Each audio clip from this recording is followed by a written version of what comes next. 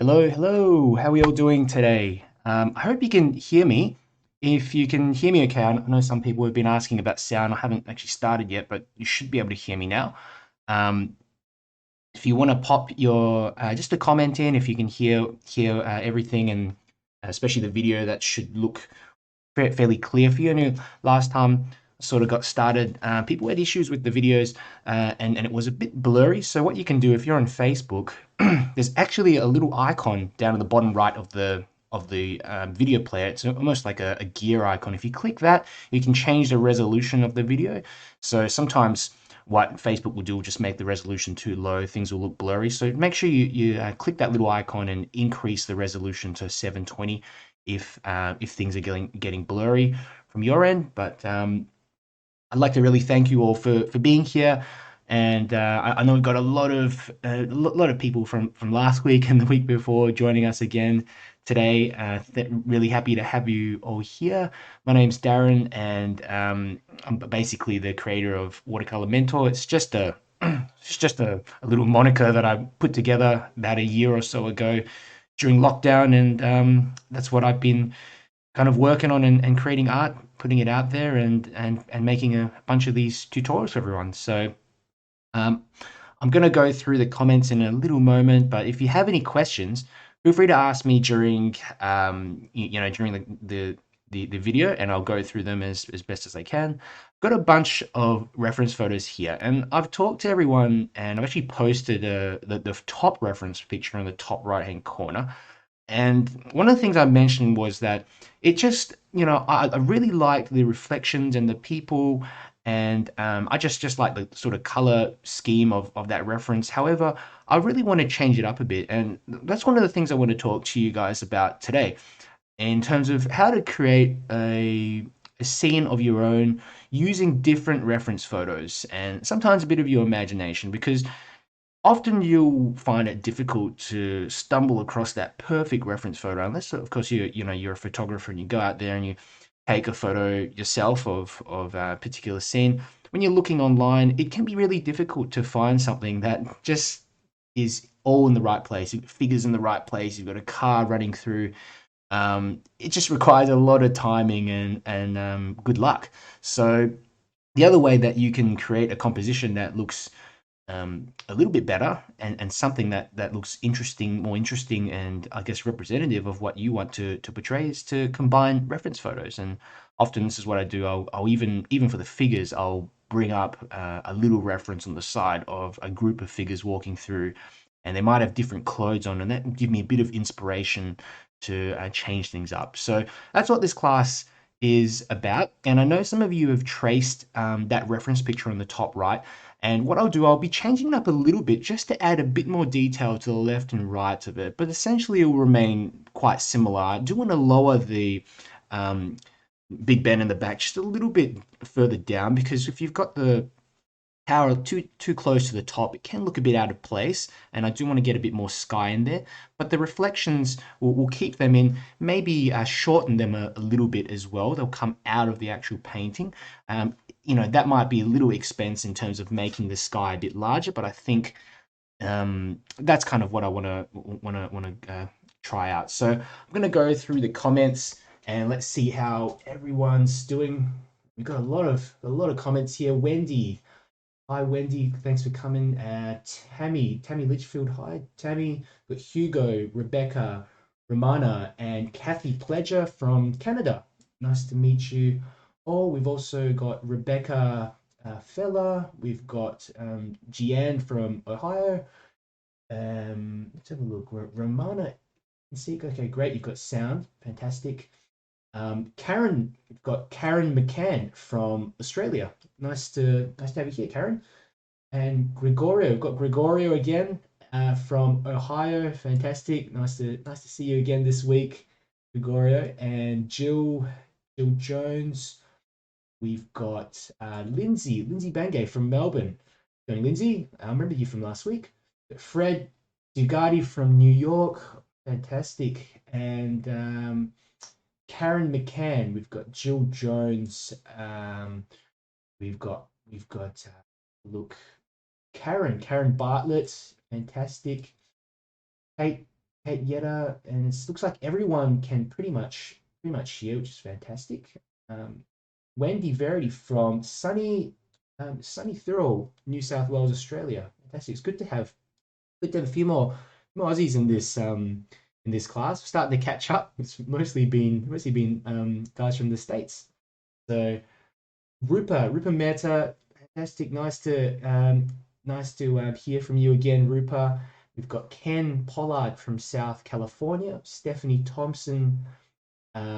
We've got Yves here from Singapore again. Welcome back, Yves.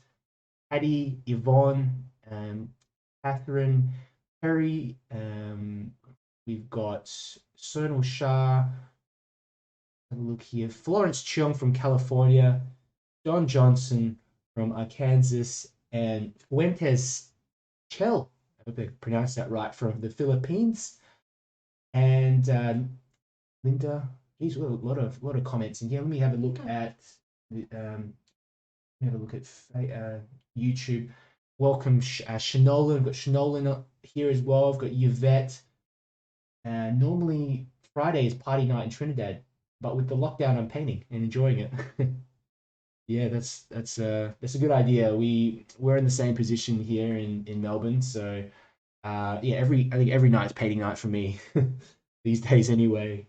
I'm really hoping for things to open up soon. It's uh, yeah, nothing else to say really. Look, so um, just having a look. What else? If there's any other comments? Fantastic, Philip. Philip, nice to see you, Philip. Um, uh, Great. I always get some great feedback from you about videos and things. So happy to see you here live. Hope it's at a reasonable time. I try to make these lives at a reasonable time for everyone. But this is a kind of international sort of community, and it's very hard to sort of get the proper time, which is why I'm trying to do, hopefully later on, sort of mixtures of classes that are maybe in the morning and a bit in the evening as well. So sort of covers both bases. But at the moment, I'm just going to do one a week and see how it goes. It's more of a trial. So been yapping along a fair bit now, and I want to get started.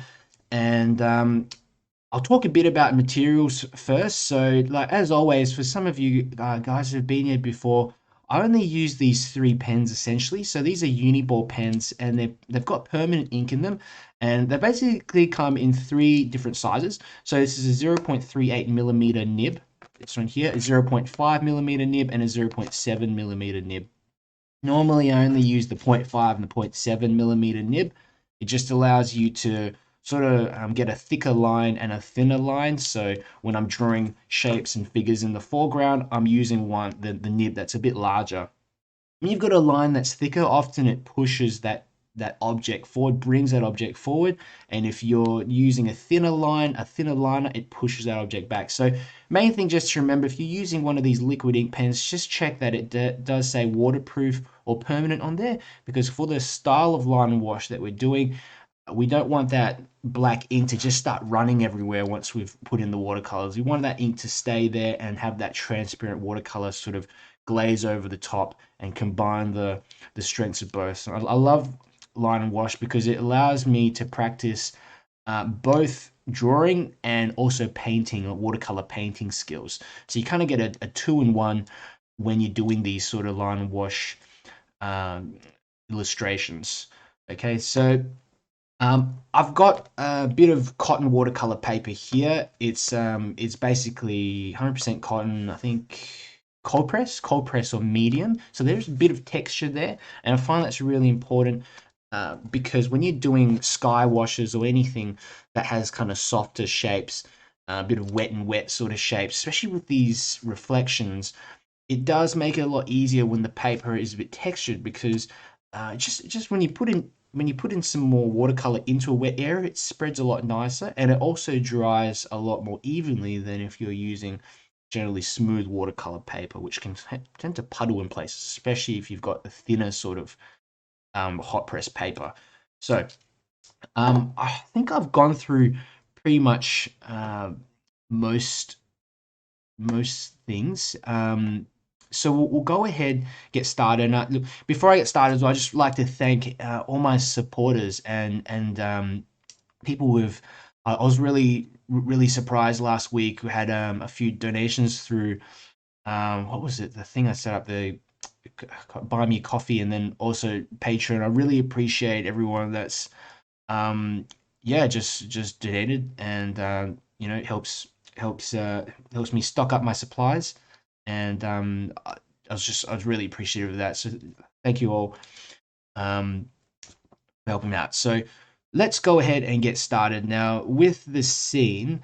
Well, first thing that we want to do is now I know some of you've already drawn this in, but I'm going to start from scratch. So I'm going to be using the 0.5 liner, okay? And what we want to do is, I'm not even going to start with the border, really just put in the horizon lines. So the approximate location of where these buildings finish, okay? And you'll notice actually in the reference photo that the, you know, I was talking about the with Big Ben, it's really quite high up, and I want to just lower it down a little bit so that there's a bit of space at the top. Otherwise it tends to look the composition will look a bit unbalanced. So we're going to lower, we'll either need to lower the horizon line, or we'll just need to squash those building downs a little bit in the background. Okay, but what I'm going to do, I'm actually going to create a little line, little horizon line running around here, okay? And I'm making it just a little bit lower, because actually in the photograph it's probably about a third of the way down. I mean, and we're still here anyway, um, but I'm going to make that a little bit further down, and we'll just draw this line. It's just a really indicative sort of line. Notice I'm turning the pen on the side as well. And the reason why I'm doing that is I just want to get a general guide of this line across the page. I don't want to make any harsh sort of marks here, because we're going to put in cars, we're going to put in figures and things like that. So it really helps just to know approximately where the heads should sit. And I've talked about this a bit yeah, I talked about this a bit in the last class, but basically, if you want to imply a linear, a sort of flat looking scene, so it's completely flat, you want to make sure that the heads all line up approximately on the same location on the horizon line. So you've got a really large figure here in the front. That head is going to be at the same height as a really small figure here in the background, approximately. And that's going to create that linear sort of flat perspective. Because if you're starting out and you're making figures kind of around here, and then the heads go lower and lower, that's going to make it seem like the scene is going downhill. Or, you know, opposite, if you've got heads that are sort of getting higher and higher through the scene, it's going to look like that the landscape is having an incline, so it's going up a hill. So that's really important to start off with. So one of the things to also keep in mind with this reference photo, I've chosen this also because it has a fairly straightforward perspective. It's fairly sort of 1 point perspective.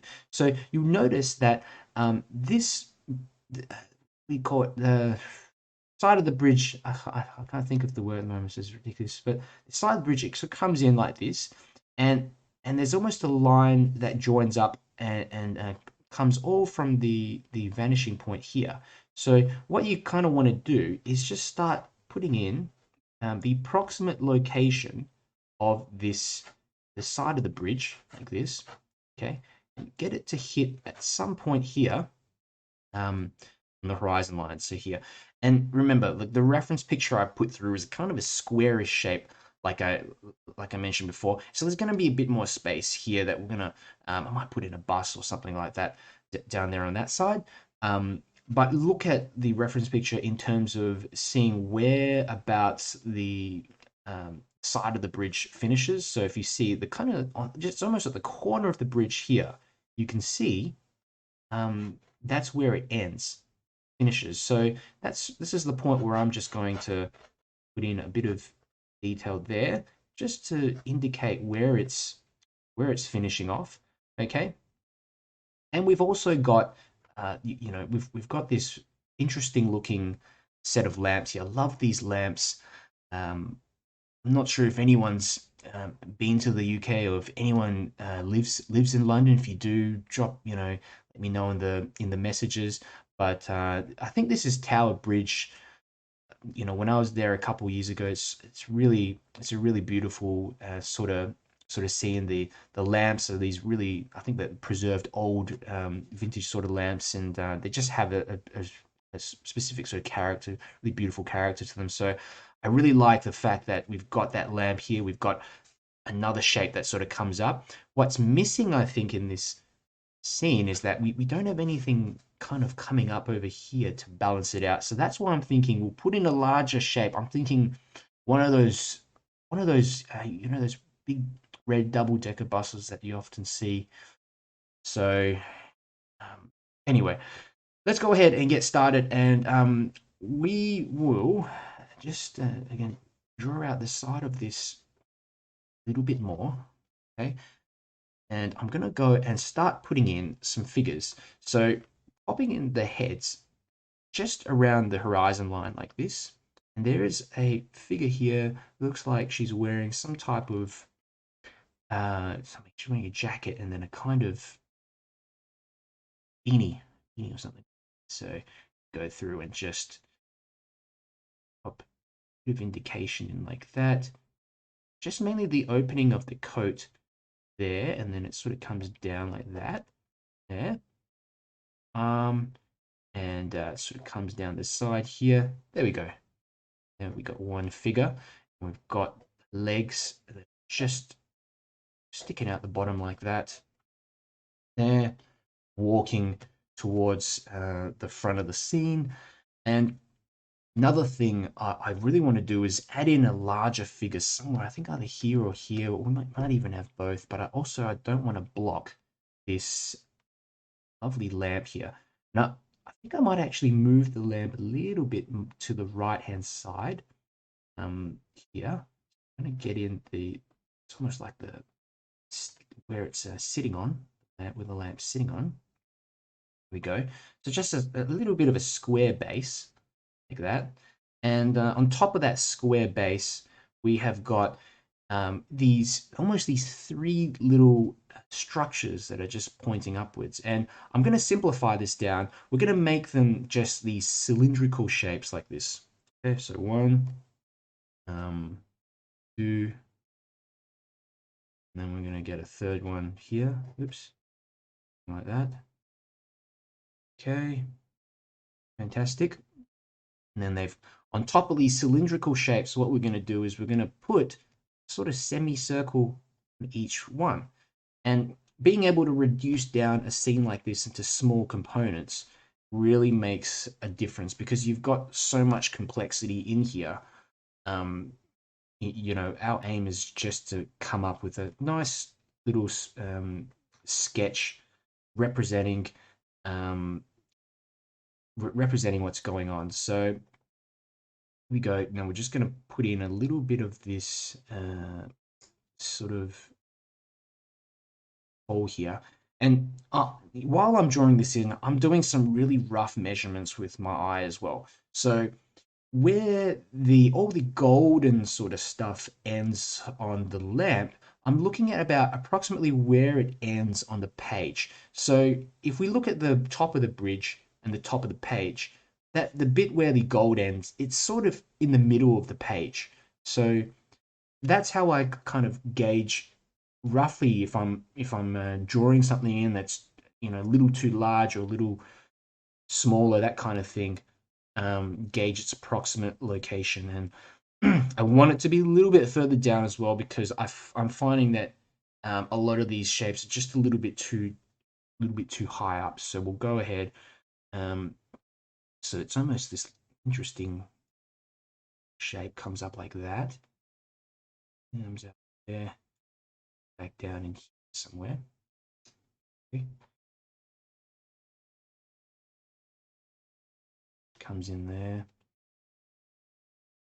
All right.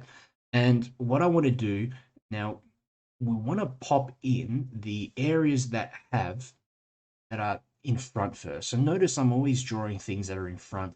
The figure, bridge. We've got more figures, even a larger figure here.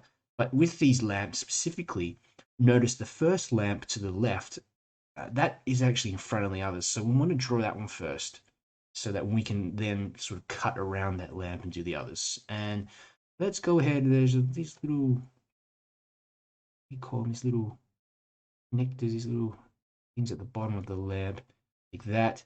Just there. And then the lamp sort of comes up. We've got top of one like this. Yeah. And the top of that lamp, and they're really quite intricate. It's almost like a dome, little dome-like shape comes up into a bit of complexity up the top there, which I'm not going to put in all too much. Then we've got these two sort of lines that just run down. Ooh, there's, I think, 3 lines. 1, 2, 3, like that. And then we've got these little sections through the top, like this, darker sections of the lamp. They're just ornamental sort of stuff like that. And then we're going to connect the top bits up like this as well. So there we go. That's the lamp. And we're going to go and do the other one, like I was saying before, just behind that, like this. Okay. This one's going to come down about here. A bit of a scratchy. So I've just woken up this morning. And always surprises me how long I can talk during these things, considering I'm not a huge talker in real life. So do the same. We're going to get the same one in like that, very similar sort of shape, this sort of dome-like shape, and a bit of ornamental stuff on top, and cut around that lamp the other side like that. Okay, go. Put another one in there.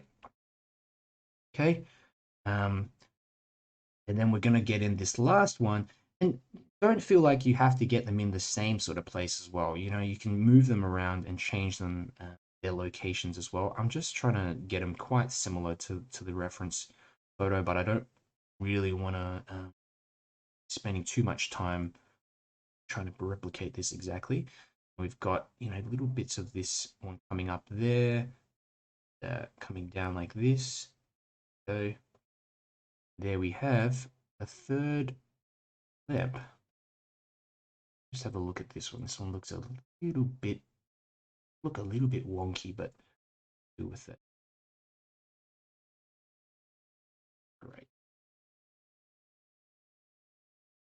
Right, I think I'll leave that one. Leave that one as is. It's looking all right, and there's all these little details and things, but we'll come back to it a little bit later. Next thing I really want to do, we're going to get in just the side of this area of the bridge. It's almost like this sort of squarish shape here, just where the lamp is coming out here. And think of this as a box. If you look at it, it almost looks like a cube on its side. So what I'm trying to do here, a little bit more of the detail of the bridge. We can put more of that in, but before I forget, I want to put in a figure that's kind of walking through the scene here. So might actually start with one of these other figures here. So there's actually a lady or someone with a kind of another beanie or something like that standing over here. At the side there, bag like that, shade in quickly, and then bit of like that for the coat, and then put in some legs. Yeah. Almost as if she's walking towards this this figure, wanting to say hi to her or something like that. Maybe she's just walking towards the bridge. Who knows? Great. And Patricia, I love that comment. Thanks for remembering women. I always get a hard time from Patricia because apparently I don't put enough women figures in the drawings. And I've talked about this before, but I never quite know what to how to draw them in. I always tend to get the proportions a bit funny. So definitely giving it a try this time. I'm glad you noticed, Patricia. Yvette, Yvette asked a question. Approximately how many inches are the figures? It's hard to gauge. Yeah, and it's difficult to sort of explain their exact sizes as well. I'd say these are probably an inch and a half. These figures here. Um, and it takes time for you to really have an understanding and it's more of an intuition as to the sizes of the figures and their heads and things like that. So um, just try to make them smaller as you go back. The figures become smaller as they recede into the background, but as you get closer to the front, you're going to get bigger ones. And sometimes this is the point where I might stuff it up by putting in a head that's too large or something like that. So, for example, let's go. I'll put in a figure right here, just a head, a larger head of a figure there. Okay, hope that's around about the right size. And you want to make the shoulders just higher than the actual bridge as well. Okay, and just scribble in just a little bit of detail there for the shirt or the back of that figure there. And we'll come down here and we'll put in a leg moving towards the front like this. Okay, and one moving towards the back like that. There we go. So that's general sort of figure moving towards a scene. So you've got a larger figure, you've got two smaller figures, and suddenly these ones are in perspective, okay, because we've got the larger shapes. And you need to have both of them. I think it really makes a difference. Otherwise, you tend to, um, you it tends to not look have enough depth if you don't add these ones in the front. So definitely try at this stage to add one of these larger figures. Okay, and we know that person is sort of his head facing this way, so going into the scene. Okay, what else to do? Put in here. I think I might just leave that figure as is. Come back to it later. Um, before I forget, let's put in the bottom of the bridge as well. Something like this. Okay, so and you notice with the bridge, look at all this. There's so much sort of detail stuff in here, and I think I'm really just going to simplify this down and just put some vertical lines running down the bridge like that. I don't want to start drawing in all those complex sort of details. Otherwise, we'll be here for quite some time. Okay. And this is an interesting sort of scene because we the light source kind of comes from the front of the front of the scene. It's not particularly apparent. It almost looks like it's you know the sun's just about to go down. You can see some of the lights and lighter areas in the buildings, these warmer areas. So I'm gonna have a play around with that, contrasting the warmer areas with all this sort of cooler areas on the ground. So this figure is done. Okay, the feet sort of facing in the direction that and having the head hunched over a little bit in that particular direction makes it look like the figure's moving in on that side. Okay, so here we go, and we're gonna get in another figure here, and we'll make this one just in front of that figure. A little bit of overlapping stuff is really good too. So, for example, here's another head of a figure. I haven't even drawn this in so well. I've just scribbled it in, and I'm just trying to get in a few little overlapping shapes. And it's a person here as well, sort of walking around. And you can also put in it looks like it's like a child, he's carrying a child or something on his shoulders. So you can have a little play around with that too if you want, add in the child there. But we'll go in and just put this larger figure here first. Okay. A bit of a collar or something like get in that top section, figure walking towards the front of the scene. That. Okay. It's a little big, but make do with that. Okay.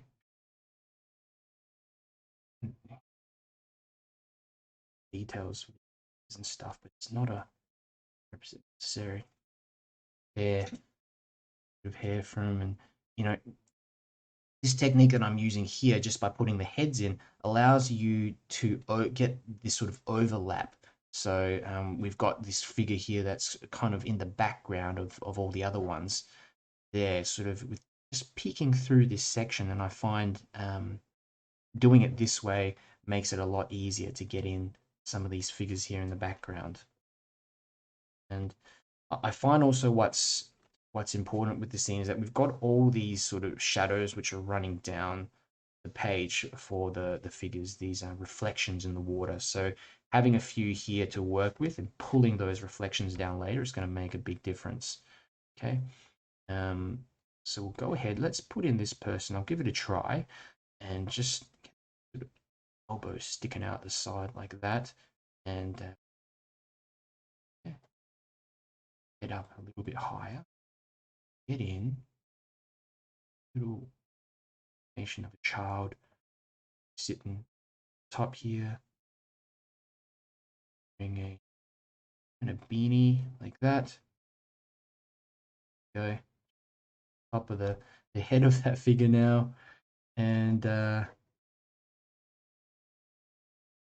most importantly, the legs. So top part of the leg and this other leg here on the side. Here, foot moving forwards. This foot just grounded. Yeah. There we go. Something like that. Okay. And shading around the side there. Go. And I wanted one a little bit taller as well, so that we just have a balance, so they're not all sort of looking too similar in there. So got a few different figures moving through the scene. So we'll just probably put in the person's shirt. This. It looks like this figure looks like they're kind of walking to the right hand side as well. So something a bit different. Having the people walk in different directions, it just makes things look more interesting. This one's walking forwards. This one's walking to the side, forwards, towards the scene, away from the scene. This one's just standing around. Okay. Leg for that one there in the back. And that's quite a bit of detail already in terms of the figures. So what we'll do now, I'm going to start putting in another lamp. Okay, Marina's got a question. Let's have a look. So the heads do not have to be exactly on the line, but approximately. Yeah, so don't worry too much about it being exact, but yeah, just approximately on the horizon line, or just a little bit above the horizon line. You're fine. This one here that I've drawn in, it's probably a little bit lower than I wanted. I should have made this one a little higher, but I can get away with it. So yeah, I'm gonna put in another set of lamps here, just behind this figure. Bunch of just coming up like this. And this is going to help with that sense of depth and perspective in the drawing as well. Okay. A little bit of this, a bit of that detail. And another one here. You also need to just draw these in like little, almost like little rectangles here in the distance. Don't have to be much at all. Okay. There's one. Okay. And what we're going to do now is that I want to start getting in Big Ben in the background. So we're going to look about where does it start. So if we look at this this little lamp that we've popped in here. It's almost just to the left here. It starts in the middle of these two figures. It's not approximate, but around, we can start at, say, here. So I'm going to start going up the scene like this, and just start putting in the side there, and go on about, say, about here. Bring that down. And there are little, there's lots of little separations and things on the clock as well. So we've actually got a larger sort of section here in the middle, which is a square, and then we've got 1, 2, 3, almost 4 sections below. And this is the point where you can alter things around, make things a little bit larger if you want, and just exaggerate certain features. So I actually want to make the clock tower a little bit larger than what it is in the reference photo. So that's why I'm just trying to look at its approximate location and just expand it, widen that a little bit. Okay, and here you've got the sort of square section of the clock there, and there's a circular bit here, that, and put in the hands of the clock. We've got bits of detail running through like that as well. And the idea here is to think, what's the easiest way to draw this in without putting in all that complex sort of detail? And like I was saying before, if you look down the front of the clock, just below this section here of the actual clock, there's sometimes 4 little sections. So you can split that up and just go 1, 2, 3, 4, something like that. Okay, and have a look. This sort of then goes up like this. Yeah. And we got this section here. It's almost like it's a bit triangular. And we've got this section on top, another square on top of the triangle. And then we've got this longer section up the top. So much for trying to shorten it. Also importantly, you've got sections that are sticking out the side of it like this as well. Bit here, side of the clock. Okay. So we've also got, a few other little lamps here, which we don't have to draw just yet. We'll wait and see how it goes. Yeah. And this section of the clock's actually a little bit wider, so I'm going to just widen that a little here on that side. And for these other sections, we'll just get in a few little vertical lines running down like that. Lines there. This section also has a few vertical lines up the top. Lots of little details, and this is a good time as well to swap if you've got a smaller pen, that smaller nib pen. Just go in there and drop in little they're little spires, or I'm not sure what they are, but smaller details in there. Really depends how much you want to put in there, but that's about all I'm going to do anyway. So what we're going to do now is that we're going to start getting in the sides here. So I think these are the houses of Parliament. So what we're going to do, looking at the buildings, they look really complicated. I mean, you've got all these little spires and all these things sticking out over the top. It's really a lot to deal with. But if we just simplify it all down, it almost looks like this, the entire shape, like a box. It's a box on its side. So I'm going to start off just trying to do that, simplifying it down to kind of a box sort of shape.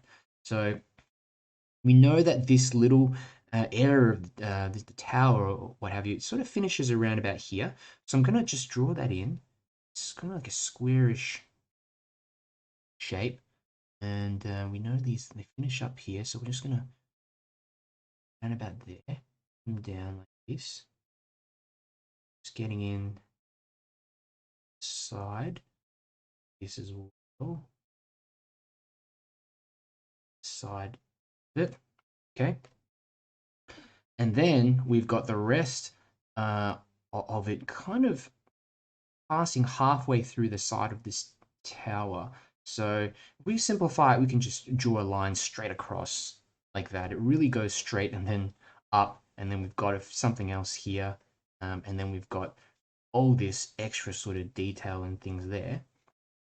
Okay, but that sort of does the trick for the side of that building. And then we've got all this little detail which we can just scumble our way through very quickly. Okay, got this sort of section there, bit, oops, sort of sticking out the back there, and these little that. Okay, and there, bit of patching in that section, bring that across, and you know, start working on some of these little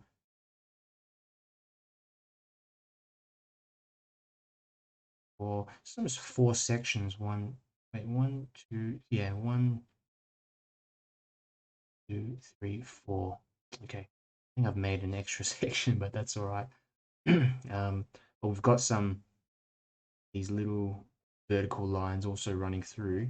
So get some of these in for that background building like that. We've also got a few of these vertical lines running down this one. And to use a thinner liner for the stuff in the back. A lot of details and a lot of things going on here.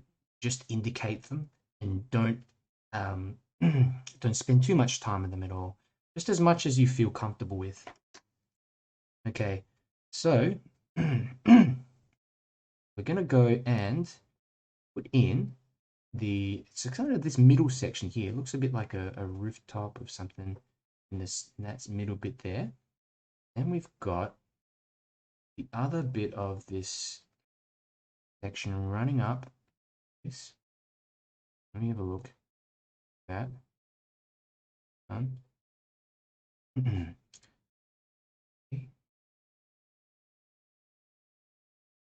All the way down here. That. And bring this across. Oh. Drop this down. Got the kind of replica of that one. Yeah. Okay. And we're going to separate this out again into these little sections so that it's a kind of copy of this one on the. Okay. And you don't want it to be too detailed as well in the background. You want to make sure that you've got a little bit of these stray marks here and there.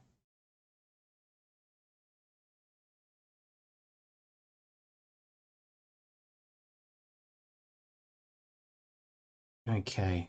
Let me just bring up the reference photo quickly again.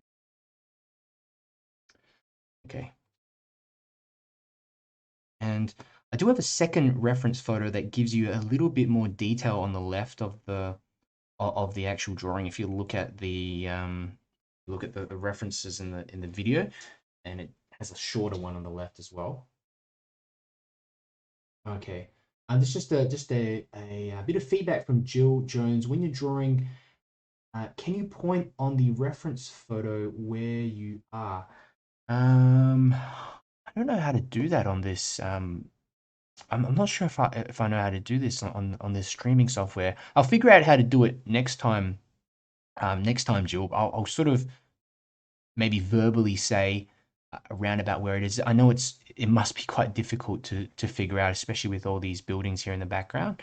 Um, but we're looking at the moment, what we're drawing is, if you look at the reference, that building right on the far left, where we're on the left of those lamps, just to the left of those lamps, that's where we're up to.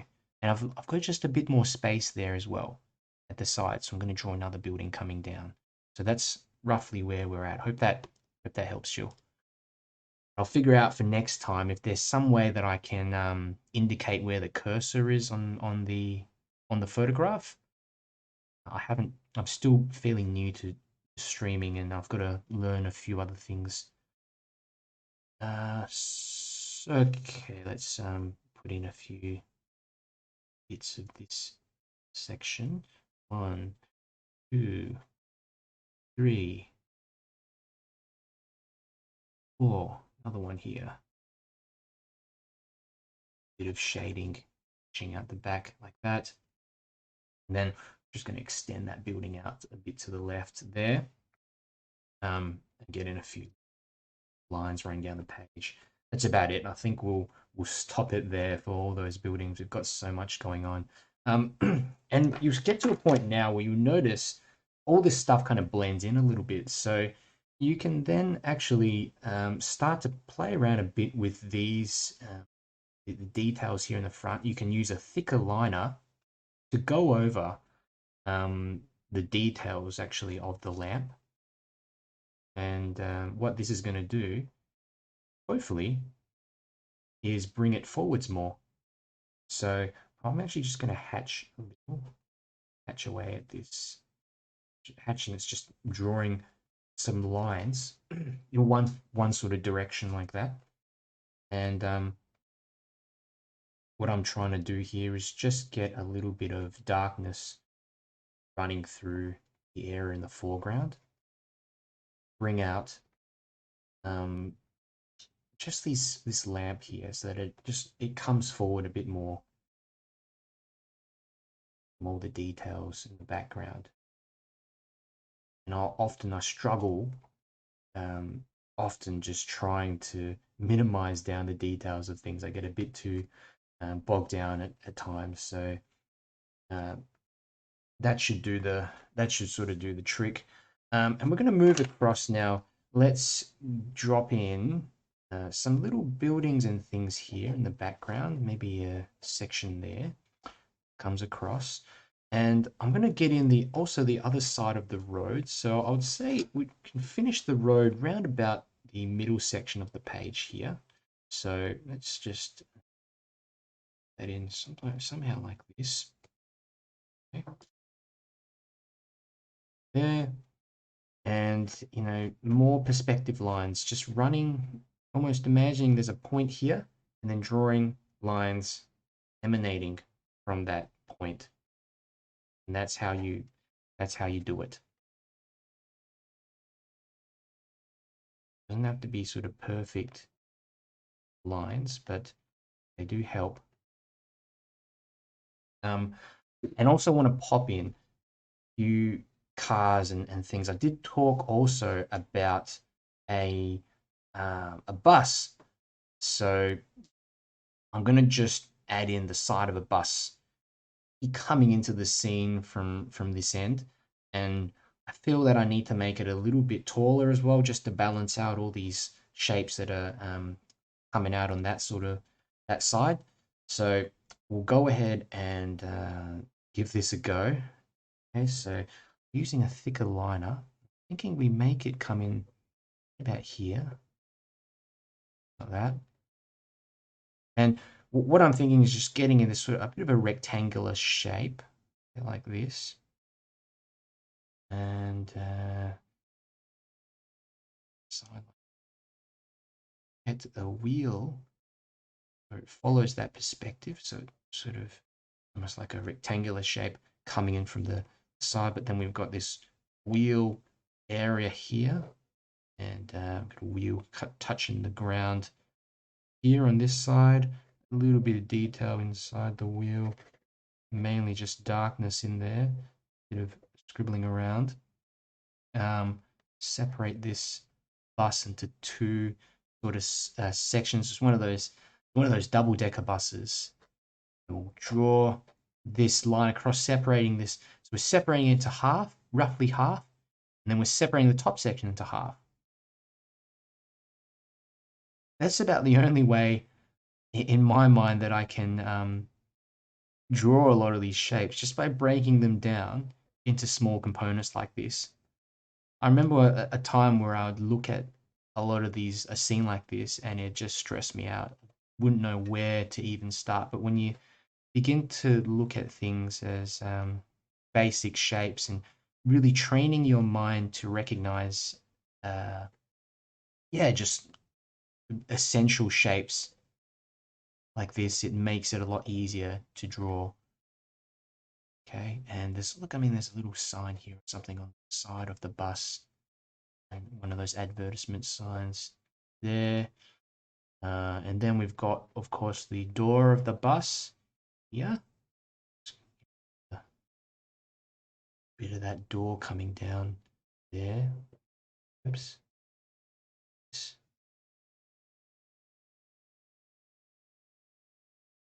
There. We've got this section here as well. There. There. This is another door there as well. Now I've got to make it up because on this side I've got a bit too much room. Okay, so here we go.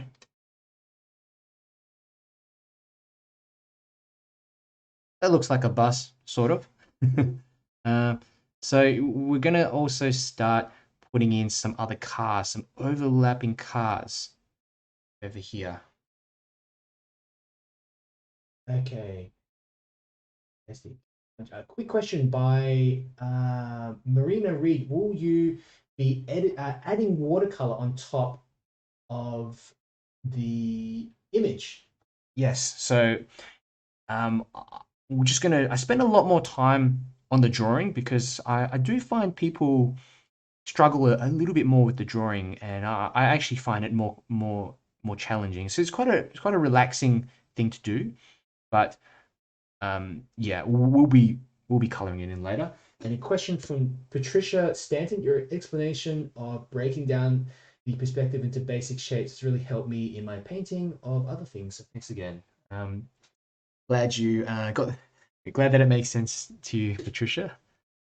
And yeah, I think, I've learnt this from a lot of other artists as well, just watching videos and things online when I started drawing and painting when I was younger, just how to make things simple, because I think a lot of the time, the biggest challenge when you're creating a piece of art is actually starting. And if you can tell yourself, hey, I can draw a square, I can draw a rectangle, then mentally it just makes it so much easier for you to get started. Whereas if you look at things and you're just like, oh, look at that building, look at all those the details and the spires, you sort of, you can talk yourself out of even beginning. So that's why I try to focus on simplicity, freehand drawing as well, because when you're doing a freehand drawing that it's never going to turn out exactly the way you want it to turn out. It's never going to be a representation of 100% representation of the photograph, and that's not the point. But it just gets you builds your confidence to putting a bit of ink to the paper and just giving it a go. And somehow when you just start off with the ink and you don't go in with any sort of guidelines or pencil, it's almost like your mind takes it a little bit more seriously, and I find I can draw a bit better.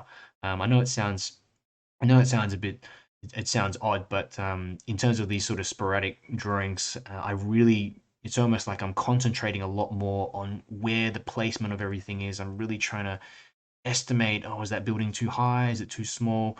All that kind of jazz. So that's one of the benefits of it. Linda Mayo, question here. Ed and I really would like to know what type of pens my fine tip Sharpie soaks in too much. Yeah, so those Sharpies, I haven't used them before, but I do know that they have a really have a felt tip, and it holds a really large ink reservoir. So this is a ball. This is just a ballpoint liquid ink pen. They're Uniball pens, Uniball eye pens, and they cost about $2 from your local office supply store. You don't even need to go to an art supply store. This one has lasted me almost. These three have lasted me for a year. Or maybe not a year, maybe like 8 months, and I draw constantly. So they're fantastic quality and value, I suppose. And I also have a bunch of these other pens called pigment liners.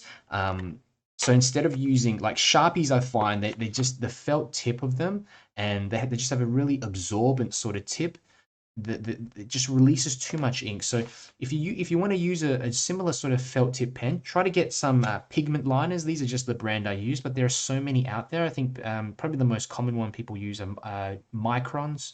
Don't know what the brand of them are, micron pens, but they're very similar to these. They have a kind of a felt tip, and you get a more of a scratchy looking um, drawing at the end. Whereas with these pens that I'm using here, they've got more of a once you put that line in, it's definitely there. It's very obvious, and the ink soaks in and stays.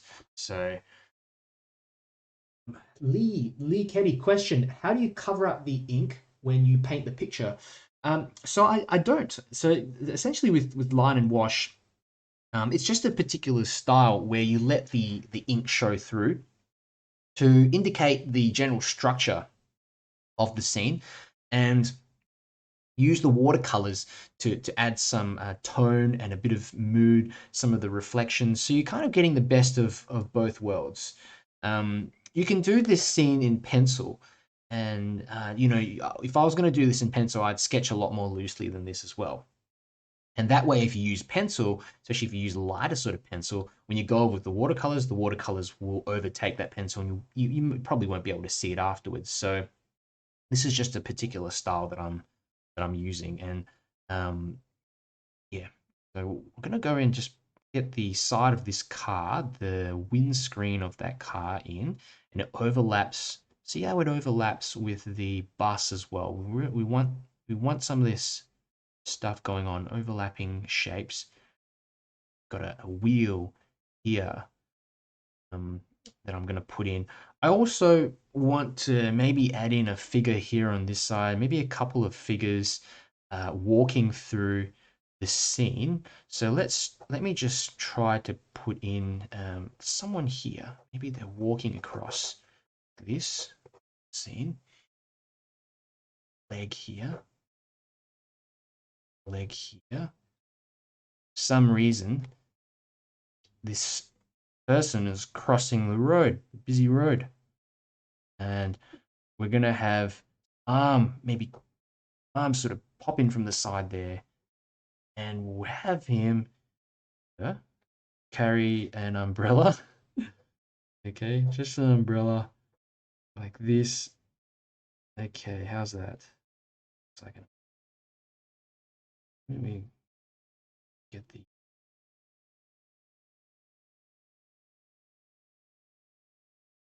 like that.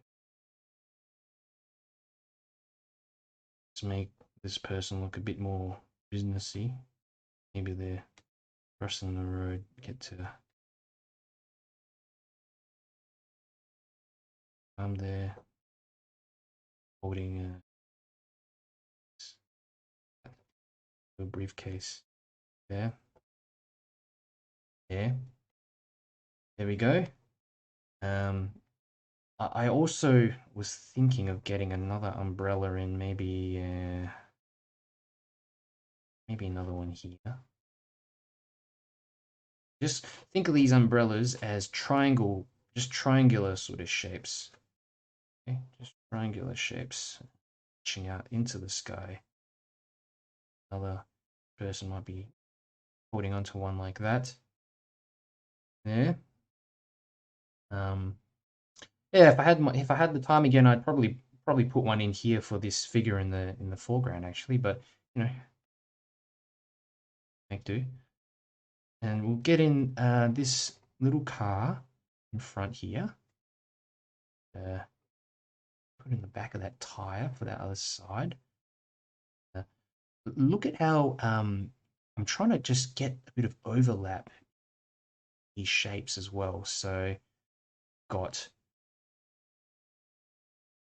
cars that are overlapping with this figure here in the front, in the foreground. I think that keeps things looking more interesting. I might get another indication of some kind of van or something here in the front. That other side there can maybe hatch away at that windscreen behind, something like that. Use the windscreen, I'll just hatch away at that side of the windscreen too. And look, some cars coming over on this side. Let's put in a car coming in here. There. Looks like he's going to be hit by the car.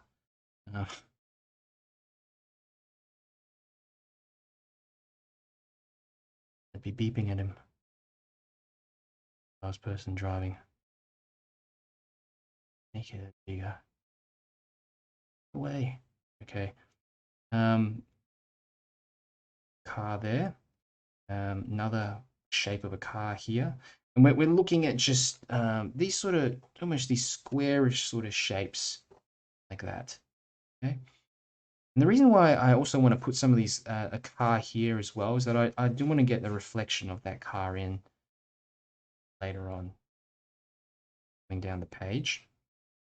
Okay, so here's another one, and we got a tire there, another car here, off in the distance, just overlapping shapes joining onto each other like that. Okay, you can just keep on going and going until you're essentially content with that. But we'll get in the side of this building as well. So we'll think around about here, we know that there is, we've got all this detail and stuff here in the background, but I'm going to get in the side of this little building here on the right. Okay?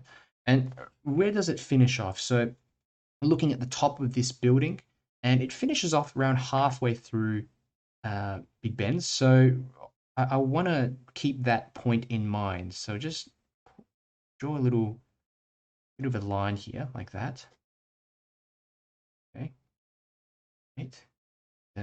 Just carry this across there and bring that up there. That.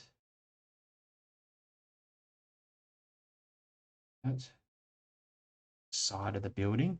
And we're going to get in this edge of the building here in the front. And actually the aim of this, putting this bus in, was that I really wanted to get that bus a bit higher actually, so that it would balance out all this stuff on the right. I'm going to see if I can extend it up a little bit more. Might stuff it up, but we'll make do. So just want this one coming out of the photo a little bit more. And on top of this building, we've got these little, I don't know what they are. They look like chimneys, but they're not chimneys. Philip's got a question. Did you learn by using a proportional divider? I think I know what you're talking about, Philip. Are they these little these little devices that you can buy online? I might have Googled them a while back, but yeah, might be worthwhile mentioning them in the comments in case anyone is interested in sort of learning about them. I know some people also use like a bit of string and a pin attached areas of the paper to help with that 1 point perspective. But no, I just learnt through watching general tutorials. So you can just watch them over over YouTube or what have you, or just search up 1 point, 2 point perspective tutorials, and also just from observation and drawing. because you learn pretty quickly as you keep on drawing and these sort of landscape. You learn what sort of looks good and what when it looks a bit off, essentially, and noticing things like the heads and noticing you know whether an area of a bus or something like that is too high or too low. You can get away with a fair bit actually, but you do need to have a general structure here with everything in terms of like a decreasing sense of size going to the back and increasing as you move to the front. There's also something I might talk about a bit later called aerial perspective. And aerial perspective is essentially it's a different type of perspective. I'm just going to take a drink of water.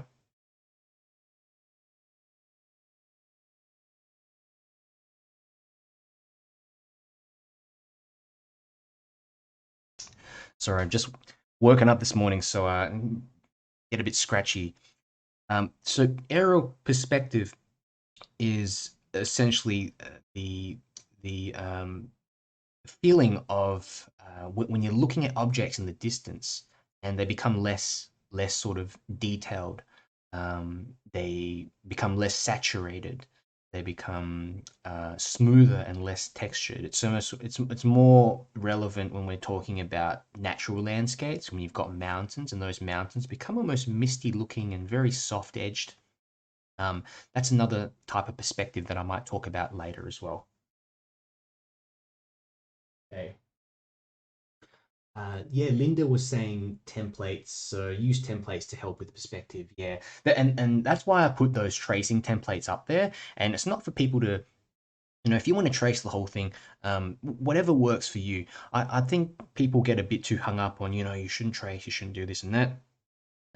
It's really up to you. But if you do want to increase your just learn how to sketch on site, I'd suggest, yeah, trying some freehand stuff because that's going to really um, help you when you're actually out there on scene, and you won't have the luxury to sort of trace things. But at the end of the day, art is what you want it to be, and you know it's you know it's just a nice picture at the end of the day, isn't it? And of a scene that you know feel represents whatever you want to represent. So go with what makes you comfortable and what you enjoy doing. But if you want to challenge yourself a bit, and if you want to learn how to draw scenes freehand, so that when you go outside, or if someone I don't know, if you see a picture you like and you just want to quickly scribble that down into something, freehand drawing is a great way to learn these little techniques. Shanolan Martinez comment from Shanolan. I made a few mistakes, but I'm not mad about it. That's a great attitude, Shanolan. And truth be told, I've made quite a few mistakes here as well. So hopefully you guys haven't noticed, but there's definitely quite a few little mistakes here. So we'll make do. Make do. And Shanolan, I think you use microns, and yeah, that's great. Quite similar. Those pigment liners are fantastic for these. Um, Linda has a comment. Once you train your brain to think of the true perspective, you can move on to freehand. Yeah. Okay, so let me just, I'm going to just quickly try to finish off this drawing. I think I've been on it for a little too long. There are some, I'm just going to put in a few little domes or something here in the background. Yeah. And you know, I always like to just change up reference photos a little bit, sometimes to add in extra details. Like I said, emphasize certain areas more than others as well. So that's what I'm trying to do here. You know, there's not really that much detail in that section, but just want to go ahead and do that. Notice because we've drawn in these cars and things first, we can then cut around the cars with the buildings here. Okay. These, I don't know what they are. They're just top sections of this building. I always thought this building looked a bit odd when I was in the UK. It's really got an interesting sort of design, which makes it fun to draw. Depends on your definition of fun, I guess. There we go.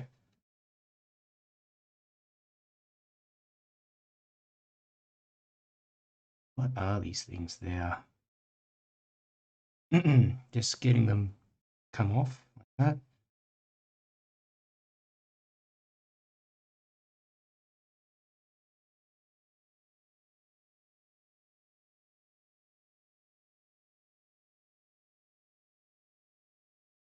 Okay, a little bit of that at the top of that building and little side bits there. And for the rest of the building, really, there's so much in here. And again, this is a point where you can start doing things like just creating your own windows and details here. So you don't need to follow the reference exactly. I actually think maybe some of these smaller windows would look nicer. Maybe some shaded in kind of thing. That maybe also this will help to cut around that bus a bit to this umbrella. Okay. So don't be afraid to change it around, experiment. Sometimes you might find a unique way of doing something that you like just by playing around and doing something a little bit different, changing an area up. And sometimes you'll find that it won't work, and you'll wish you'd kind of left it in as it was before. So often the only way you can find out is by giving it a go and seeing. So I think that's pretty much most of it in. Probably the last thing I want to do is add in a few more little perspective lines. I want another one running through here like that. Running through back here like that. Let's have a look here in the foreground. I might just put in a couple more running through as well. But I don't want it to be too overwhelming. Yeah, that. I'm using just very light sort of lines.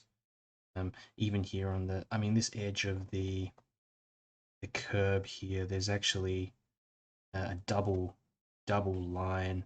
It's quite a like thicker sort of line there, and then you got the road, bits of the road as well. Yeah, no need to go crazy. Just put in as much of these lines as you feel necessary. Linda 𝗢𝗙𝗢𝗦𝗧𝗡, comment the tops are tenants, right? I was always wondering what they were and what their actual purpose was. They just look like really big chimneys, or I don't know if they're decorative kind of structures. So yeah, I must go Google that afterwards. Chinolan. So would love to do a night scene. Yep, and yeah, night scenes are a different thing in watercolors, but might be something I cover in a future lesson. So I'll actually add that. I'll add that down. Done a bunch of courses on it as well. Great architecture in London. Yvette. Plastic and oh yeah, they're decorative. Yeah, okay. Yeah, the interesting things. I thought it made the building look a bit kind of industrial. Okay, so I think I'll sort of finish this off in terms of the drawing. There's a few other things that you can go in and change up as well. Just you can add in a little bit more detail, to this bit of the bridge here like that. I just trying to bring the bridge forwards a little more. Okay, but apart from that, I think we can just get on with the painting. So we're going to go straight into it. And to start off with, what I'm going to be doing is just trying to get in a warmer color through a lot of the buildings. And then I kind of want to get some purples in the sky, maybe some purples over the top of the buildings as well, and a bit of that light preserved on the buildings, that maybe a kind of a glow in the distance, and then we've got some blue here and some darkness. So we'll see how it goes. I don't know if this will work out, but we'll give it a try. I think it will look half decent, but that's the plan. I want to preserve a bit of light. So got some yellow. This is just some 𝗪𝗙𝗓𝗔𝗟 yellow, and I'm dropping that in there. Oh, it's a very, very bright kind of yellow there. And also I'm going to just put in a bit of yellow for the lamps. Okay, I know the lamps here in the scene are actually quite dark. They're kind of a bluish tinge, but I want to just make it look like maybe they're on, maybe it's getting to that time of the night where they sort of turn on. This is almost like a late, very, very late afternoon, almost crossover to the evening sort of scene. And what I'm using is a bit of 𝗪𝗪𝗔𝗟 yellow, and I've got some yellow ochre here as well. Okay, just putting in a bit of that yellow ochre, 𝗪𝗪𝗔𝗟 yellow. We're just going over the top with all these different warm sort of colors. And if you've got orange, put some of that in as well. And, the consistency that I'm using here, it's about 1/4 paint to 3/4 water. The reason why I'm using that is because we want a really light wash over the top of all this stuff. We don't want it to kind of don't want a kind of overwhelming. Sometimes when you layer watercolors too thickly, it just becomes opaque in areas, and find having that beautiful sort of transparency show through. That's the beauty of watercolors. So bit of that going through there. I also like to use, this is like really, really bright at the moment, and we can drop in some darker colors in here as well. So this is a bit of burnt sienna. Let's drop in a bit of burnt sienna over here as well. Okay. At this point, we really are not trying to get in any specific details. We're just trying to get in color, a backing color to everything. Okay. And here in the background here, we're just gonna a bit of yellow or something, a bit of yellow ochre. We've got these buildings here on the right. Let's get in a bit more of that yellow ochre, a little bit of this 𝗪𝗪𝗔𝗟 yellow. Remember, we're gonna go over the top of these buildings with a bit of cooler color. So not all going to stay this color, but having this warmth over the top means that afterwards, when you go over with the cooler color, it's gonna reveal, and we can leave out bits of yellow to indicate light on the buildings.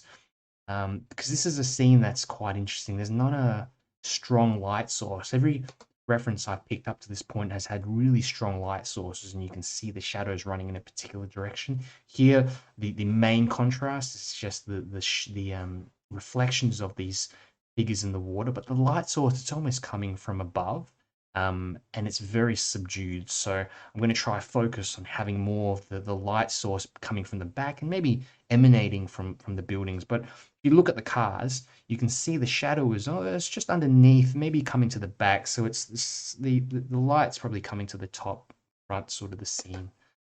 But yeah, let's get the bit of red in for this bus.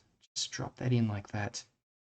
Sections, and I'm gonna cut around the windows, yeah, and just put in some of this red here on the side of this bus, and I'm using a bit of pyrrole red or permanent red, both fine. That, And Shanolan's got a question. Is burnt sienna more orange than burnt umber? I think so. Yeah, I think burnt sienna is almost yeah, it's got an orangey, slightly yellowish tinge, but I feel like it's definitely a lot warmer. Um, yeah, with burnt umber tends to also have, in my experience, just a darker tone as well to it, naturally darker tone. I use burnt sienna almost similarly to yellow ochre. I find they go quite well together. Um, Burnt sienna is just a tad darker naturally. Um, Now, some of the windows and things here, I'm just going to drop in just a bit of this, tiny bit of that blue. Drop that in there like that to the bus and let some of that sink in, do its thing. And, some of these windows as well on the cars and areas, I'm going to put in some blue, help hopefully contrast a bit as well with the buildings. Okay, and we'll go in, and what we'll do now is just start getting these bits of the sky in. I'm going to put in, let me have a look. Let's put in a bit of purplish color. I've already got a bit of pre-mixed purple here. You can make up your own though. I'm not even sure what color this is, but I'm going to add in a bit more blue. That looks too pink. I think a cerulean blue with a bit of this purplish color in there will be nice. Oh, Rebecca's just asking, can you slow a little? I'll try. Yeah, I'll try my best to go a bit slower. I know sometimes I might talk a bit quickly, but if you have questions on specifically what I'm doing as well, just let me know. If you're having trouble. But essentially, what I'm doing here is I'm just putting in a background color for everything. Very light washes, 1/4 paint to 3/4 water. Okay. This is just some cerulean blue, and I've got a bit of purple mixed in there as well. One thing we want to do is keep this mix really, really sort of light. Darker than the buildings. Cut around the buildings.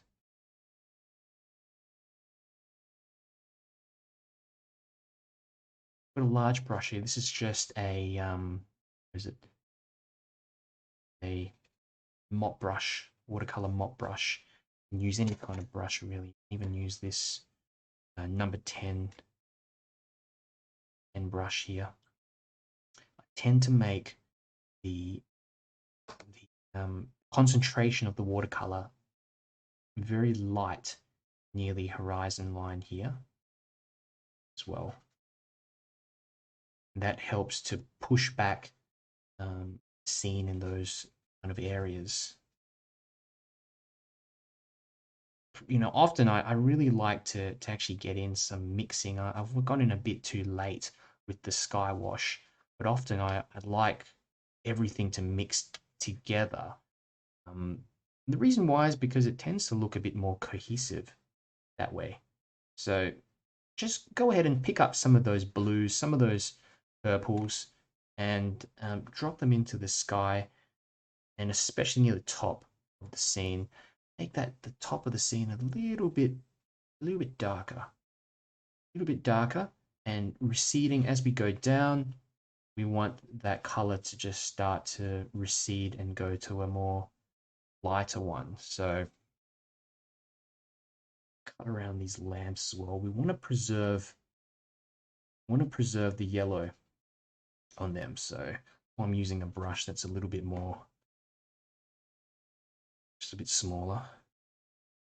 Okay. Bring that down to the things like this. Yeah. Okay. Don't worry about getting it all perfect. You can get stuff that overlaps and touches onto these buildings, no doubt. Adds to the kind of character to it. Really, at this point, it's up to you what you want to do with clouds and things like that. But You can also pick up a bit of thicker paint, drop it in here, and create some cloud-like effects, slightly thicker. If you're dropping any paint into an area that is already wet, you want to make sure that the paintbrush is drier than the paper.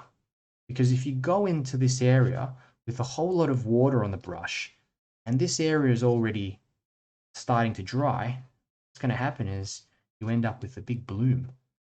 And I think blooms are nice in their own sort of regard, like if you're looking for that type of effect.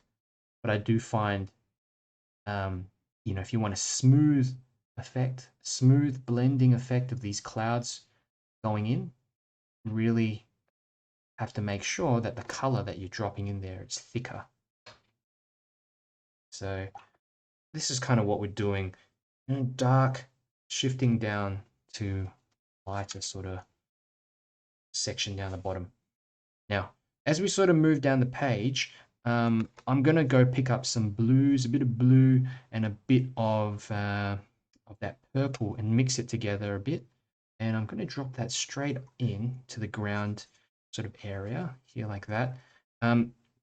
Another thing I like to do as well is just, in this sort of transition period area down here, I've actually let that area dry. Sometimes what I do is get a spray bottle, just spray here at the bottom, a little bit like that.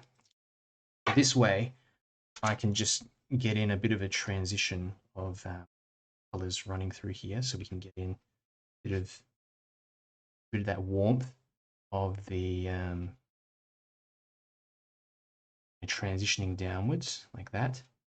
This looks a bit smoother. That, and go over the top of that figure a little. That. This area of the ground, I do want to make it a little bit more blue, okay? Because we want it to just indicate the sky, the reflections on of the sky on the wet ground. Okay. That. A bit more water. Spray a bit here. If you don't have a spray bottle, what you can do is just pick up a bit of water, just a bit of clean water, and just apply it to the page before you drop in some paint. That works very similar sort of way. Because what we're going to do now, I'm just going to show you how to get in some of these wet onto wet reflections, and just a quick way to do it. Okay, so just darkening the ground, adding in some more paint in here. We can also just continually darken in some areas. Down the front, I want just a little bit more darkness in the corners. That looks nice down the front as well. It's a bit too much. The sort of sticky tape the sides of these pages down. Okay, so everything pretty much has a bit of color on it. And what I like to do here, you sort of wait for the page to dry just a little bit, and I'm going to pick up a little flat brush. This is a number 6 flat brush. If you don't have a flat brush, just use a round brush. That works just as well. And some darker paint. I'm going to use a bit of neutral tint, purple, a bit of blue mixed in there. A thick kind of paint. And what I'm going to do is try to just drop this in while the paper is still wet. And you can tell because the paper, when you look at it from a kind of angle, you'll notice that there's just a little sheen to it. And you want to wait for it to dry just a little bit so that it's kind of damp. So if you go into this section too quickly, shadows are going to spread too much. So I'm going to give this a try on some of the bigger ones first. Okay, so there's one. And often as well, with larger shapes, I might use a larger brush like this. Just drop in a little bit of that shadow, just running downwards like this. Look. And might actually add a bit more red in here just to reflect the color, a little bit of that color on the bus. Okay, and noticing it is spreading quite a bit as well.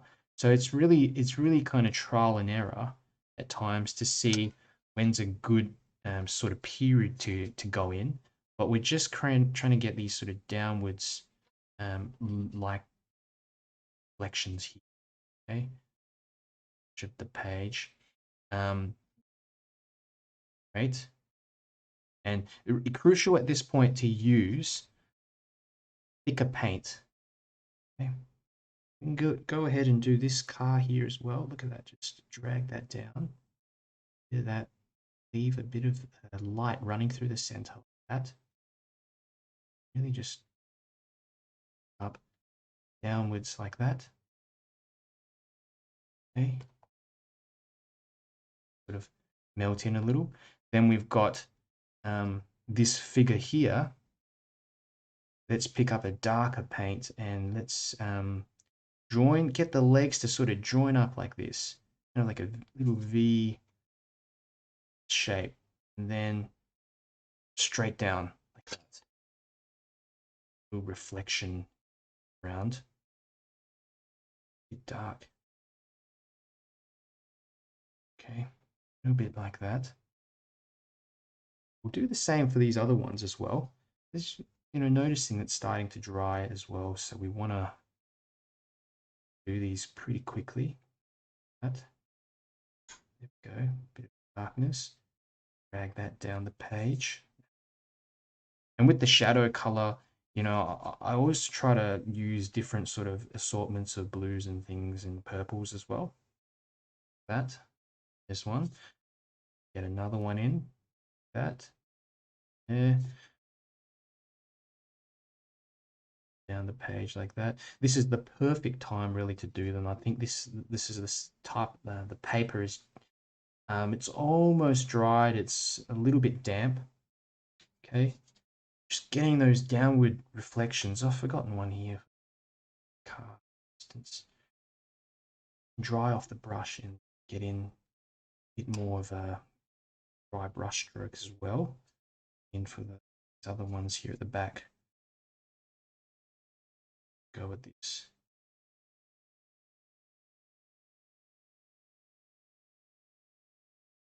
Okay, so this one's kind of joined into this other figure shadow there.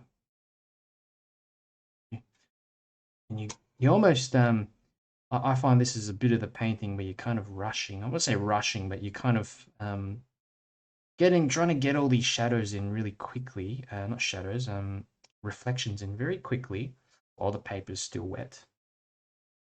Because you can only get this effect.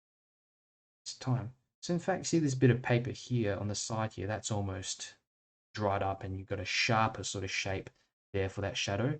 And same thing here for this shadow, but reflection. Same thing here for this reflection. So the longer you kind of wait for the paper to dry, the more you get that sort of sharp effect. We're going to get a little reflection of this hole as well here. Just running down like that. And also one thing I've forgotten is to get in a little reflection of this pitch. Just also, we've almost forgotten Big Ben. There is a reflection coming. So we go just a downward brush stroke like that. Nothing too much. Okay, you might find some areas have weakened in terms of the color that you've applied. If it's still more sort of on this side where the paper that I went through before was just a bit too wet, so you can go through and add a bit more color in some of those areas to correct or to increase a bit more of contrast. Yeah, I want to overdo it though. Sometimes you've only got one chance essentially to do this, unless you re-wet the paper again, and I find that's always not a good 100% a good idea, because stuff it up by going over and doing this technique too much. So just try it once and leave it. And if the paper is still wet, you can go ahead and try add in a bit more detail again and correct the shadows if you've got bits and pieces that you want to fix up. Another thing you can do, you can if air is dried, you can spray a bit down.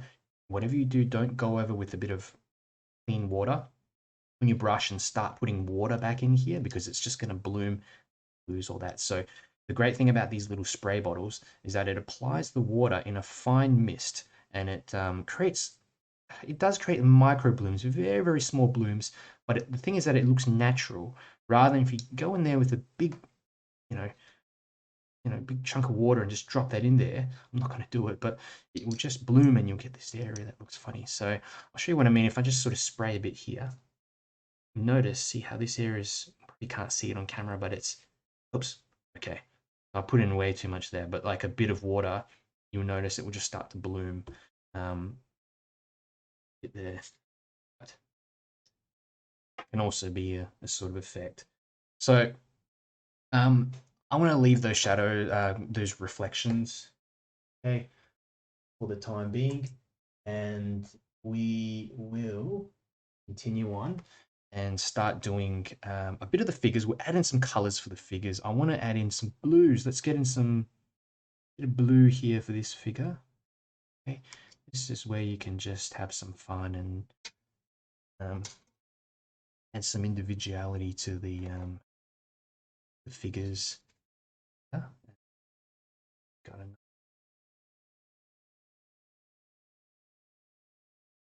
yellow ochre color, and I might go in with a bit of blue here.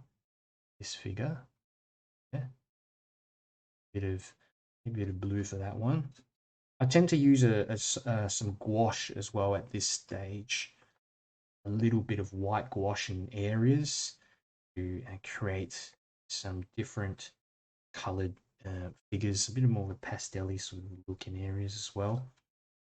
Okay, there we go. Join them all on to each other. Notice how I'm using a lot of cooler colors as well, and that's because I've got all this warmth in the background. So having some coolness, contrasting effect again. Okay, here's a figure here on the left hand side. This is a bit of cool color. That okay. This one here, I really need to put a bit more color into this one.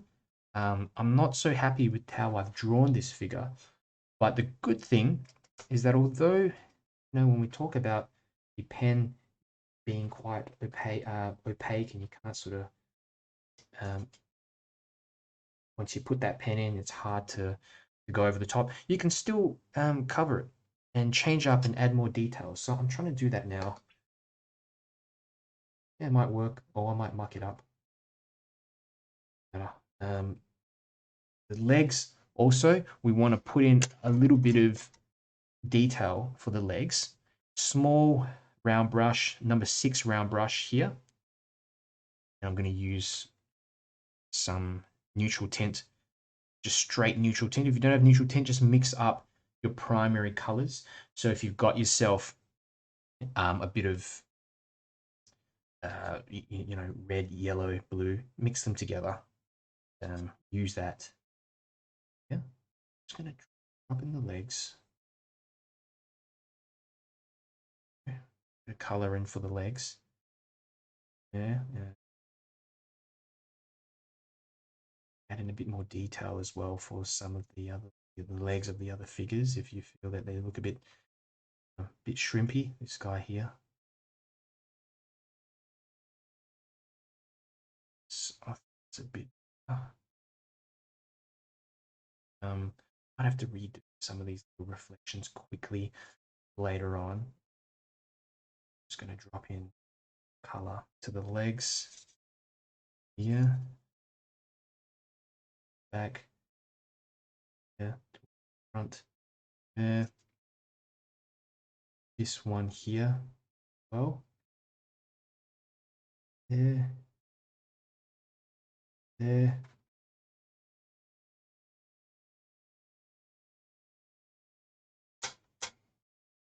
Right. shape here. Soften a bit at the bottom.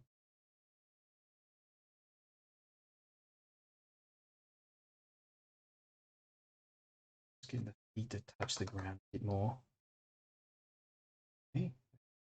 And you know, if you at this point where you think maybe a bit of the shadow of the reflection of this figure or other figures are just not showing through enough, you can go in, actually redo it over the top. Just dry brush, pick up a bit of that bluish paint, dry the brush off, then you can go in, do that a little bit. That only a little bit there. You can even do it for these ones. Bit of a sharper sort of bit running down like that. Increases the contrast of that reflection a little bit more. I think this, especially this person here, even forgotten to do it. Another way you can do this as well, if you're quick enough, put the legs in quickly, drag them down to create a reflection underneath. Right. And I think it was Yves that actually gave me the idea to do some of these reflection scenes. She was asking, how do you do them? So this is the way I do them. Anyway, there's many different ways. This is just one of them. I'm going to put in a bit of color for these bits and pieces, and the umbrella. Let's put in a bit of blue up there and some red. The faces, pop in some burnt sienna as well. That works too. Whichever bit of warmer sort of skin, or you can even add some burnt umber as well. That works. Go. Maybe here, a bit of red. Bit of red there. Okay. Great. Okay, so we'll give this all a really quick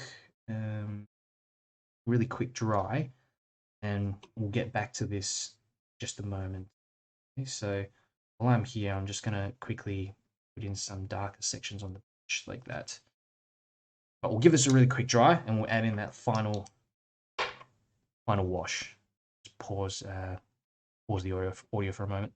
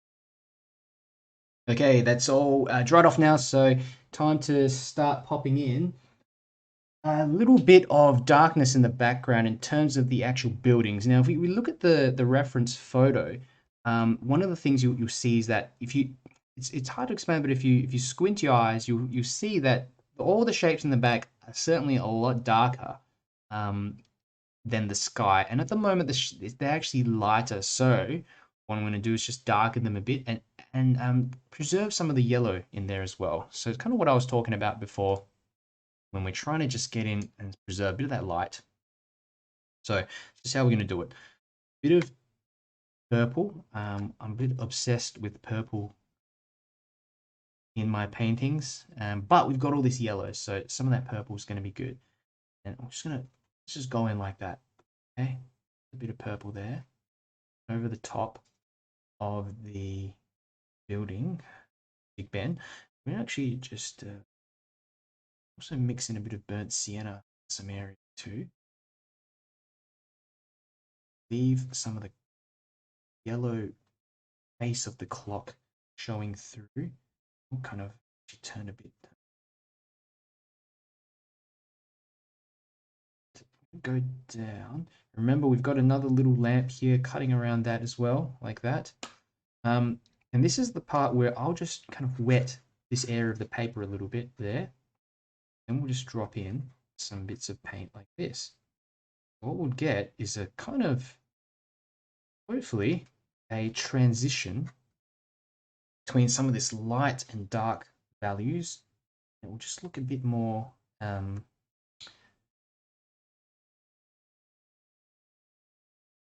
bit more gradual, sort of change in color. Okay, so because I want to preserve some of the light areas at the bottom. That's my goal. I'll probably do it around this section as well. Okay, so we're going to wet bits and pieces of it. I'm going to go in, pick up some of the purple, bit of the blue, mix them together. Okay, drop that in. Have that lovely yellow show through in the back. Okay, because figures here have a darker outline. So they've got a darker outline, having a lighter background here. I think will the contrast with that. So just a bit of that there. Around this section here as well. Strength in some areas. We can wash down that. Okay, but we want to preserve some of that yellows that show through. Really makes a difference. So there's something. Okay. Also, this section here of the bridge, I wanna just darken it down a little bit too, seeing as it's in the foreground, and also connect it on to this top part there. Some purple, bit of blue. Connect that on. So vertical lines. Make this darker. But always, I just like to carry a wash all the way through and down, so you don't get you get a consistent, it joins everything up. I don't know how to explain it, but you don't get an obvious sharp edge or something in areas where one part finishes and another part sort of begins. Okay, let's do the same thing over on this side. I'm going to go in darker over the top like this. And the buildings here and things here as well, we can probably just in a bit of color through that section like that. But this one here on the right, this one's quite crucial as well. Oops. Look at that, just a few little strokes there for the, oh, forgotten the word, tenants. The, the tenants. So we'll pop them in. That. Okay. Having this cut around the bus, look at that. And preserving a bit of the color, yellows, as we move down the page. Well, crucial. This, a bit of that, a bit of that purple. Oops, got over on that. Happened. And okay, a bit more blue in here. Darken this area up more. This. As we move downwards, adding in water. And this water will soften the edge of that purple, will preserve a bit of that yellow. And look at that. I might just leave that bit of yellow there. That is a focal point of this little drawing. Darkness, dark and light next to each other, plus cool and warm. And it's ideal, really. So anything I wish I'd done more is maybe added in a bit more color, a bit more darkness to this side. And at the end, you can go through and redo it and darken down areas as well. Just be careful at this point when you're adding things in, soft, because what you don't want is for this side to start sticking out and overpowering everything else. But I do really want the top of these buildings to just be a bit darker so that they stick out of the sky more. I find that there just needs to be a bit more contrast between the buildings and the sky. Like editing a photograph in Photoshop, you kind of just doing it manually with the pen, brush, and the pen. Okay. Ideally, that's what I was looking for. Something like that. Okay, this is getting a bit messy and that kind of thing. When you're doing this stuff wet into wet, great thing is that at the end of the day, if you get in a brush stroke incorrectly, or whatever, it just disperses. People are afraid of wet and wet because of the lack of control, but there's just a certain beauty of letting the watercolors do the work, because all this stuff, all these funny little gradations and things, you can't do that yourself. It's impossible to actually do that yourself. You've got to let the watercolors and sort of facilitate that for you. What do we got here? A bit of the shadow or something for the windows and doors of the bus. Just a bluish grey color. Darken up a bit. Leave some of that wash. The wheels. I've forgotten the wheels of these cars. Darken. Yeah. Darken them a bit more. Stick it out. Add in a bit more blue. A bit of blue. A bit of neutral tint. There. The bottom of one car there. Another car here. That. Hopefully that will blend in nicely. There. Bit of a section there like that. Okay. Bit of darkness here for the wheel. Shadow under the bus. Let me just indicate that. Okay. Something like this. Make that on. Don't want to spend too much time on that. Little darkness, dark bits under that car as well. Thinking this van, should we make it darker? Maybe not. Maybe we'll just leave it. Okay? The umbrella. Bit of yellow, maybe for this umbrella. Another one here. And the rest of this, from this on point out, is just detailing, little bits of detailing. So, here on the ground, I'm just adding in some little lines, little perspective lines to strengthen what was sort of there before. Okay.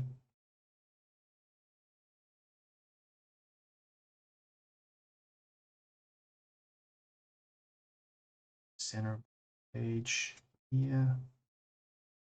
There. Hit here. Oh, area of the bridge. That. Another thing you can do is start adding a bit of darkness and things onto some of the figures, just add some additional color and contrast. You know, one might have like dark jacket or whatever on like that, just to help pop out a bit more. You can start putting on things like hair, a bit of brown, a bit of red. Oops.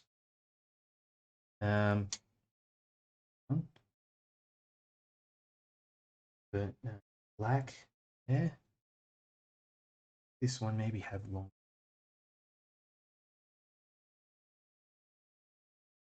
That okay. I think this one does also need a bit of work, just to help bring it. Oh.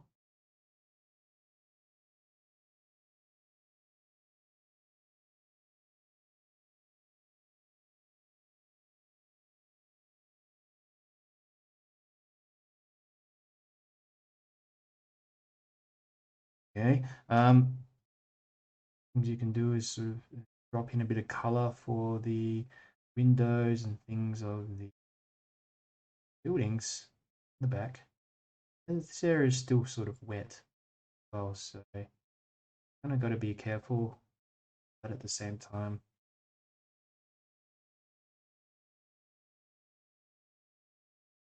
it spreads out a bit.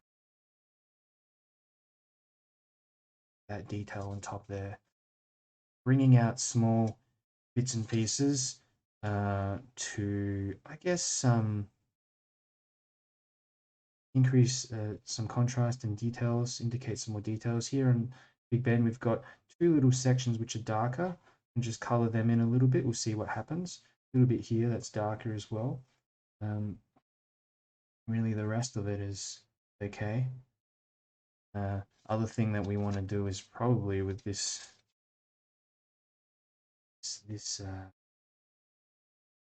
lamp here in the foreground, I want to dark some there here on top. That there, bit of darkness, cool grey color.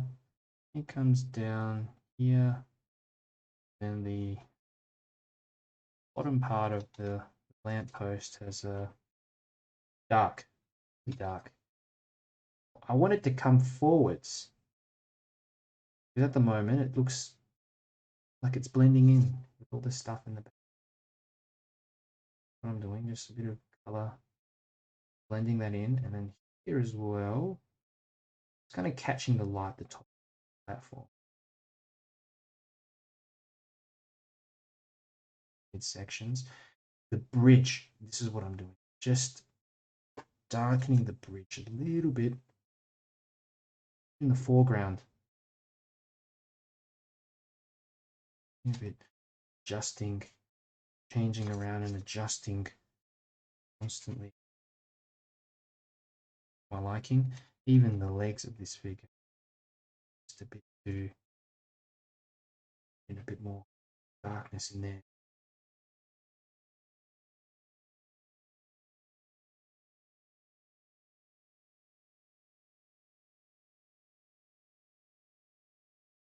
Okay.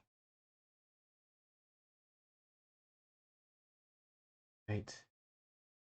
This is looking all right. There's a few things that I want to tidy up, and I guess later on I'll go back into it. But I think what I sort of planned initially of having it look like a, sort of a transition between an afternoon to between the afternoon and sort of evening kind of scene, I think it's worked in that sense.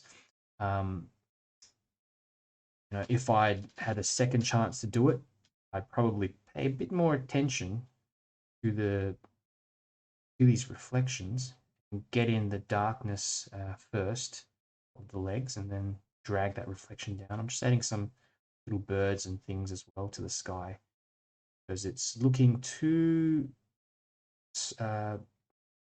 consistent in the sky, and I want some bits and pieces running through. Just check the chats to see how we're going. 𝗪𝗙𝗙𝗦𝗦𝗘𝗦 asked a question, what brand of paper are you using? I'm actually not sure what brand of paper this is. This is from a sketchbook that I got for free. It's a free sample that 𝗬𝗙𝗙𝗢𝗡 sent me. So they call it the perfect sketchbook. Really, if you just get any type of 100% cotton watercolor paper, 300 GSM, which I think is 140 pounds for American viewers, that's going to be fine. They're all almost the same. So just 140 pound, 300 GSM, 100% watercolor paper. Sorry, 100% cotton watercolor paper. That's all. It's really all that you need. There's nothing special about the stuff I'm using.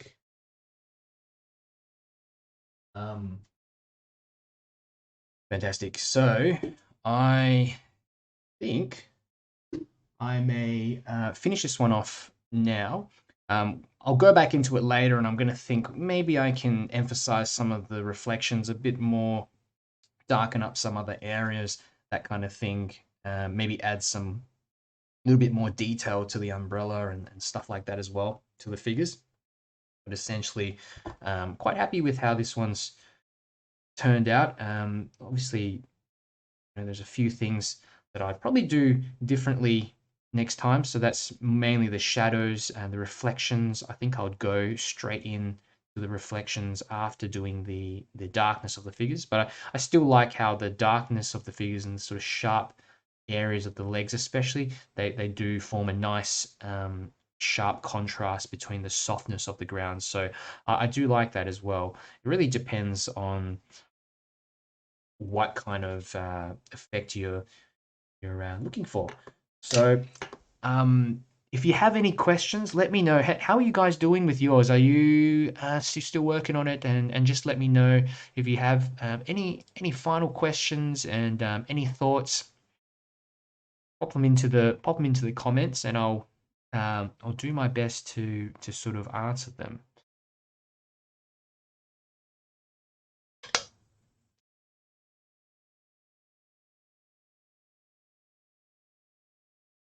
Using this little brush really helps to just get in a bit more detail in some areas of the painting. You've got these little black bars that connect up the windows, something like that helps. This is the type of stuff I do later off camera, where it's kind of time consuming but also relaxing, where you want to add in and just draw out a little bit more detail. Fantastic. But thank you so much for coming along. I really hope this has been helpful for you. And I'm always so happy just to have so many people come along and watch, and having this community here is really helpful. A question from 𝗪𝗙𝗓𝗦𝗧𝗏. When will the next one be? So I've been doing these. Yeah, I've been doing these sessions pretty much every week, and usually on a Saturday. So the same time for anyway. So Saturday for me in Melbourne, Saturday 10:30 a.m. And I think for guys in America, it's Friday night. It's Friday night for you. So I also want to hear like your feedback as well. If you think that I could maybe run them at different times as well, or if there's any particular subjects that you want me to cover, I really appreciate if you could just let me know, and I'll do my best to kind of accommodate for the next few sessions. Oh, awesome! Lots of comments here. Great colors. Thank you, Shanolan. I love the colors. Looks great. I hope it looks all right. I'm kind of tough on my stuff at times, so I always look at it and I think, there's all these things I could improve here and there. So I'm happy that I could help out, and I think it's turned out quite all right. So thanks so much. Learned a lot from Yvette. I kind of messed up. I said, Patricia, I kind of messed up the rain reflections. My paper was too wet. I'll have to try that again, but I'll post it later anyway. Fantastic. Yeah. Let me see. Let me have a look at what you've come up with, Patricia. And just remember these little reflections that I've done. I've practiced this quite a bit in different paintings. So this is more of a technique more than anything else. Just knowing the exact time to go in while the paper is still wet. It's almost dried, so it's a timing kind of thing. And you do this essentially just by having a bit of scrap paper and just practicing wetting of the paper, dropping some paint in, seeing what happens. And after a while, start to know the approximate time to go in to get a specific type of effect, specific kind of spread. If you want the paint to spread more, if you want it to stay a little bit closer together, you'll know just around the approximate time. So just my tip with that is just to keep practicing that technique over and over again. You don't have to be doing a whole painting. Just do one figure and a whole bunch of figures and just do the reflections. Anything that will get you painting is going to help.